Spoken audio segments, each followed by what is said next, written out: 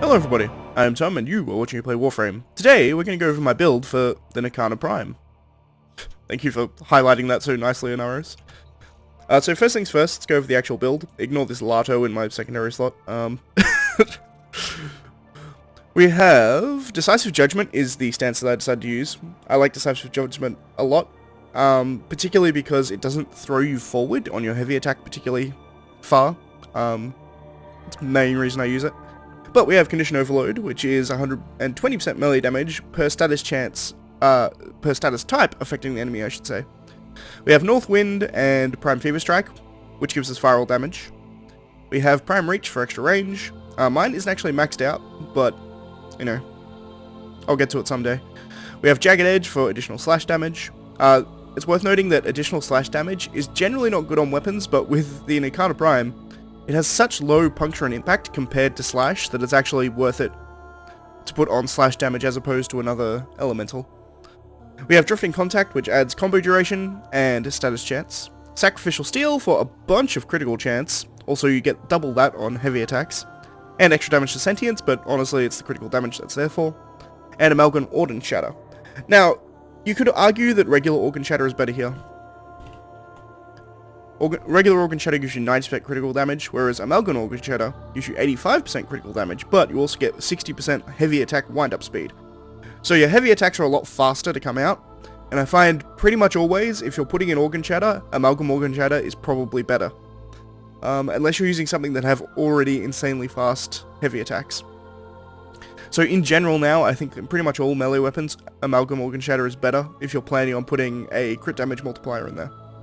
But with that, we'll show you the actual build. I did this on level 100 enemies. I'm using an arrows for no other reason than I'm showing off the weapons, so I just want to be able to survive without having to do anything particularly special. And an arrows is particularly good at that. Wow, he has a lot of health. So this is my regular test, but it's level 100. Wait, it's not my regular test. I'm missing a Bombard, apparently. There should be 2 Bombards. That's better. Weird. It's my regular test, but it's level 100 rather than level 145. So we'll simulate this. First things first, I want to take out the healer. On these heavy units, I want to use a heavy attack. It will take them out very quickly. For everything else, light attacks probably do, to be honest.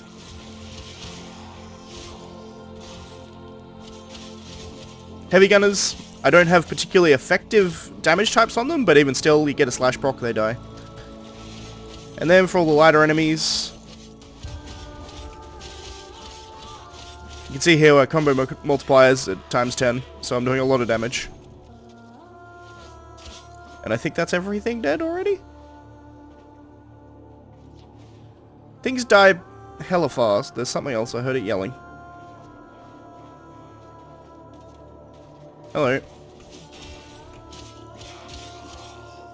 Crewman, not really even worth it.